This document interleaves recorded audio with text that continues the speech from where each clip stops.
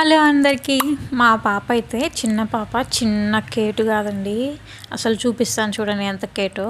ఇదైతే పెద్ద బెడ్షీట్ అండి, చాలా పెద్ద బెడ్షీట్, ముగ్గురైనా కప్పుకోవచ్చు అనమాట, ఒక్క మనిషే కాకుండా.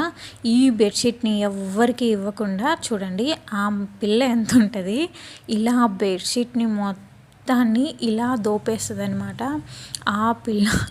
అదంతా బెడ్షీట్ అండి, నేను అక్కడ చూపించేది, మా పాప అంతా చూపించేది అక్కడ బెడ్షీట్.